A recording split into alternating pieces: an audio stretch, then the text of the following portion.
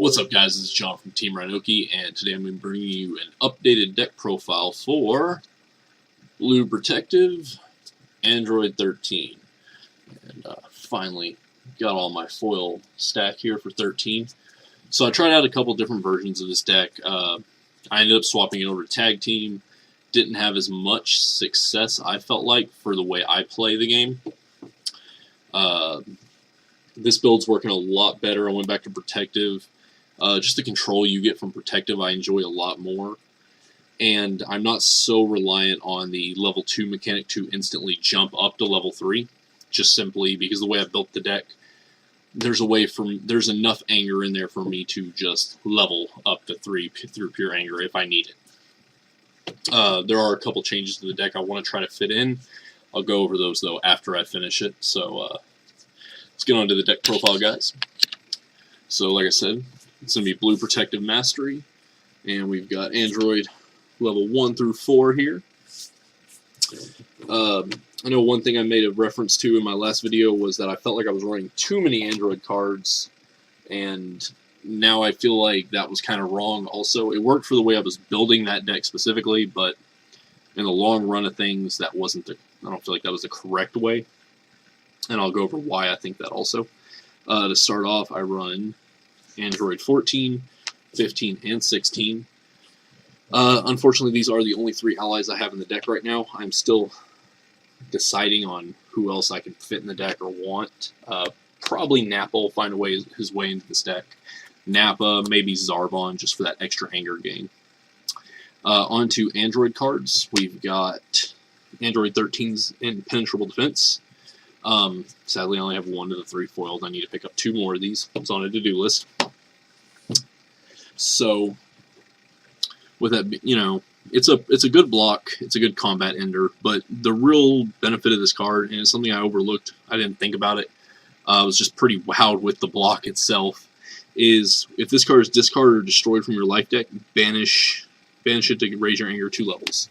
So, the easiest way to do that is you just start your turn and you happen to pull 15 here, and just bam, at the end of your planning step, pop your own card from your deck, 2 anger. Or during combat, pull him out with your level 1 power, that's 1 anger, send that's another 2, so you got 3 anger off 1 attack. That's probably the easiest way to do it, I feel. Otherwise, I'll try to keep him in the deck to send him there through other means, or hopefully use it as a block, because it's still 5 stages getting ripped off your opponent, which is wonderful no matter what. It really was a great block, and it just, an instant weighted clothing, combat ender, 5 stages off your opponent that they just can't stop. I mean, it is an amazing card.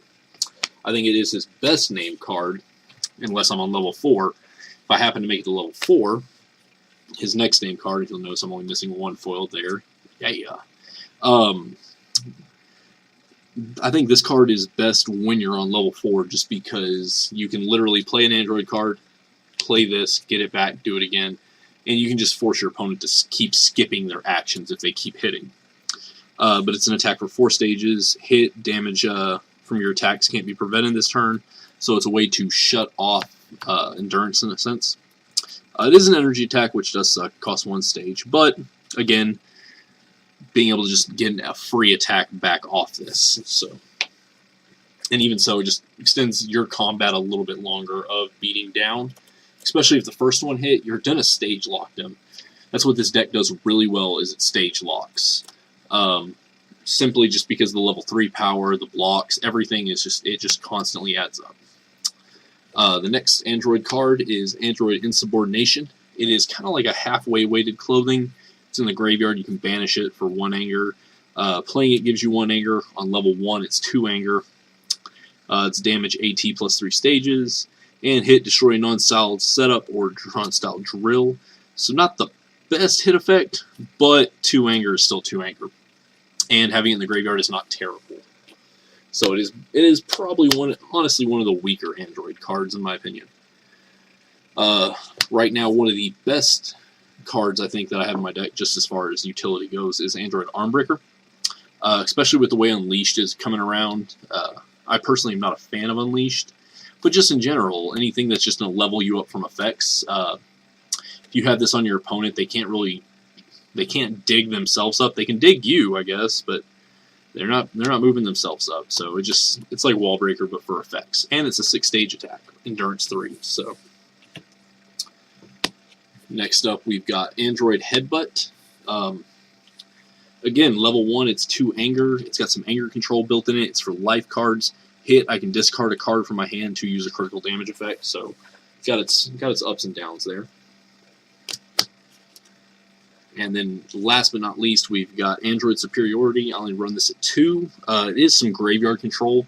I keep it in here several reasons. It's graveyard control. It's 4 stages, but it's hit lower, anger 2.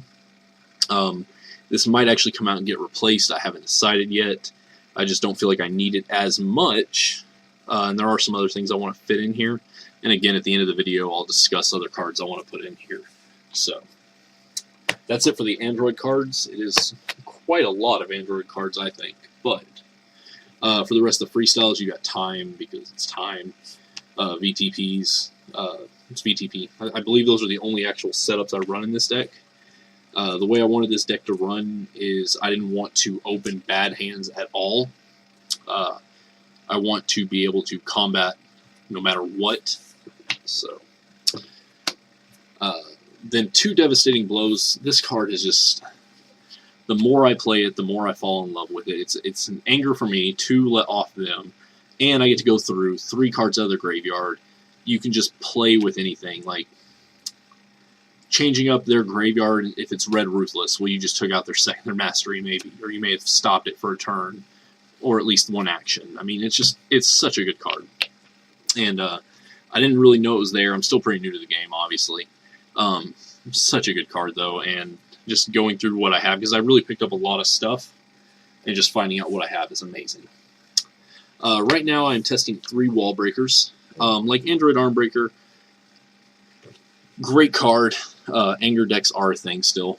Especially with things like Enrage 13, other 13 decks. If they can't get off level 1, even if it's just for that 1 turn, I mean, that's more than enough for you to push ahead of them.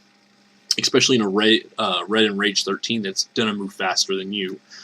Blue, obviously, is not the most speedy thing, but it makes up for it with a lot of control. So, this along with Wall Breaker, I am debating on cutting down to 2 each. It just kind of depends. So, I'll get some more tournaments in this weekend. Then we've got 3 Overpowerings, obviously. I need a way to pull my allies out consistently. So, it's pretty self-explanatory there. Let's do 3 Stare Downs. I am just loving this card more and more every time I use it with 13, because I always seem to find a way to have it in my hand when I'm on level 3, which is usually after 1 combat. After 1 combat, I am more than likely to hit 3 unless you have some way to stop it. But just, if they take me in, cool, skip your action. Let's see what you have in hand, and let's rip that out. Or I take them in action. I will always lead with my Stare Down before anything, because it'll bait things out, such as a Sphere, if I'm sitting on time, or to let me see what's in their hand, and I can plan accordingly, and rip something out so I can make sure my level 3 ability is going to hit as quickly as possible, because being able to shut down all continuous effects is amazing. The last for the freestyle that I'm trying out is Vicious Strike. Now, it is just AT 2 stages, and the hit effect I'm not worried about. I don't care for the hit effect. I like the endurance on it, and I like the fact that effects that rejuve can't be used. That, I think, is amazing on its own, and I think it is a solution for something I was having an issue with, which was Namekians. In all versions of the deck I've seemed to come up with, the only thing 2 things I've had issues with have been Namekians and Dragon Balls. I just keep losing by ball victory, and it's never an anger issue. I control anger very well, but just losing to Dragon Balls is such a depressing way to lose. And in Namekian and Blue Goku, it was just really apparent. I only got to play 1 ball coup, but it was just really apparent that I just did not have an answer for him as a whole. So, Onto my actual styled cards, since you can see it's a little bit thinner of a pile. We've got 2 blue leverages. I love this card because I get to 3 so quickly. I sit on level 3, and then it's let me just tutor out the top 3 cards of my deck, or look at them, whatever you want to call it, and just pick one I want, and then put the other 2 back in any order. So I can get some endurance on top in case I'm going to get hit that turn. Great card. I mean, even if I'm not on level 3, block a physical. If you notice, most of my deck is non-combat cards, so they're going to be giving me something. Either a block or another attack. I'm okay with either. Now, those, aside from my insubordinations, those are the only physical blocks I'm running. Being blue mastery, I don't feel like I need them as hard. So, then we'll go to 2 blue round throws. This doubles again. This lets me block an energy attack without using my mastery. So, simple right there. And it's HE5, lower opponent's anger 1. So, I just can't see why not to run that. And it's actually something that might get bumped to 3 if I lower some other stuff. Just because it doubles as a block and attack. It works perfectly for what I am looking for. Next up is 3 blue head knocks. Obviously, endurance 2, set your opponent's anger to 0. Card is just so mean. And it with blue mastery, or blue protective, is just such a dirty combo. Because not only am I forcing you to go to 6 anger now, but I'm just going to hopefully put it back to 0. So, really self-explanatory card. 2 blue betrayal, board control, obviously. It is just, oh, you got Visage? Nope. Pretty self-explanatory card. Next up, we've got 2 blue guards. These are the only energy blocks I run. Just, it's such a great card, especially when you can just pitch it for the mastery and get an extra card in my hand. Let the beatdown commence. Or if I need to block an energy attack, I have actual energy blocks. So, it is something I may need to bump up my energy blocks, because obviously sitting on the 3 physicals of my named card and the 2 puts it at 5. So I am a little worried about only having the 2 energy blocks. But so far it seems like this is more of a physical heavy meta, so maybe I won't need as many energies. Next up is the 1 blue tear. Obviously, why not? Let me get any card from my deck but a Dragon Ball. 2 blue arm blast, 5 life cards, same logic as blue round throw. It is a physical block without me having to use my mastery. It's another card I would like to put up to 3. 3 blue clash. So if by some unforeseen terrible accident you banish my ally from the field, to do plus 4 life cards of damage, unpreventable always, hit, I get to play an android or an ally from the discard pile or the deck. And it has certain things that I like better than overpowering because it says play. So if I get it on my level 1, hit this, get whatever ally I need, that's an anger. So that's 1. Then my ability, that's 2, plus their ability, whoever's ability, it's just 4 anger off 2 attacks is insane. So for me, for what I'm doing, I believe it is just amazing.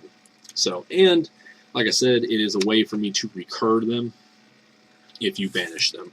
So I do try to hold off on that until I'm at least around level 3. Next up, 2 blue keyballs. This is a new card from set 6. Raise or lower a player's anger by 1. So it's got a little bit of anger in there. And then the main thing I like about it is I can take a bad card or a card I just don't need and put it from my hand to my deck to draw something different.